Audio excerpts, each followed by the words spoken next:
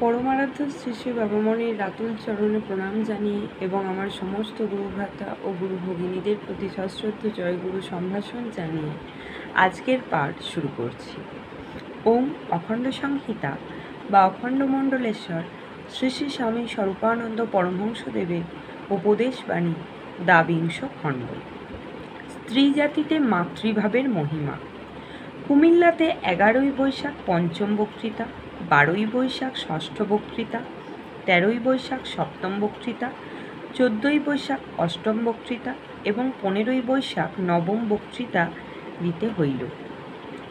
নবম দিবসে বক্তৃতা দিবার কথা ছিল না এবং প্রচারও হয় নাই। তবু বিকালবেলা এত জনতা হইল যে অন্য দিনের তুলনায় বেশি বলিয়া মনে হইল। কলেজের কতিপয় অধ্যাপকের সাগ্রহ অনুরোধে শ্রী শ্রী বাবামণি সভাস্থলে দাঁড়াইলেন এবং পূর্ণ 2.5 ঘণ্টা কাল ভাষণ দিলেন।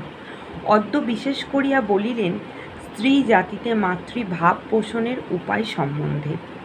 একই ব্রহ্মচর্য বিষয়ে প্রতিদিন ভাষণ দিতেছেন, তবু জনতা কমিতেছে না দেখিয়া একজন বিশিষ্ট ব্যক্তি বিস্ময় প্রকাশ করিয়াছিলেন। শ্রী শ্রী বাবামণি সেই প্রসঙ্গ উল্লেখ করিয়া বলিলেন, আমি আমার মাতৃদেবীকে পরমেশ্বরী বলে জ্ঞান করি এবং জগতের প্রত্যেক রমণীতে মাতৃভাব আরোপের চেষ্টা করি।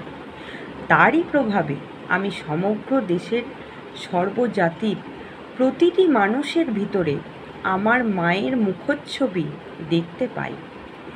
এই জন্যই আপনাদের প্রতিজনের আমার বাক্যের প্রতি এত শ্রদ্ধা।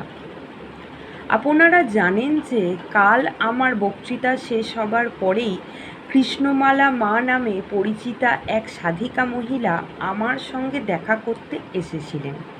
তিনি পুরুষ মাত্রকেই নিজের পুত্র বলে জ্ঞান করেন। ফলে তিনি নিজে নমঃশূদ্রা জাতিয়া হয়েও শত শত ব্রাহ্মণের পূজাস্থানীয়া হয়েছেন।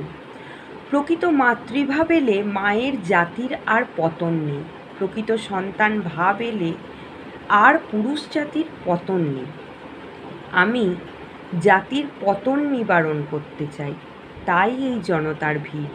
ফেনী, 17ই বৈশাখ বৃহস্পতিবার 1343, 30শে এপ্রিল 1936। প্রাতে 6:30 ট্রেনে শ্রী শ্রী বাবামণি কুমিল্লা হইতে রওনা হইয়া বেলা 8:48 ফেনী পৌঁছিলেন। জয় গুরু।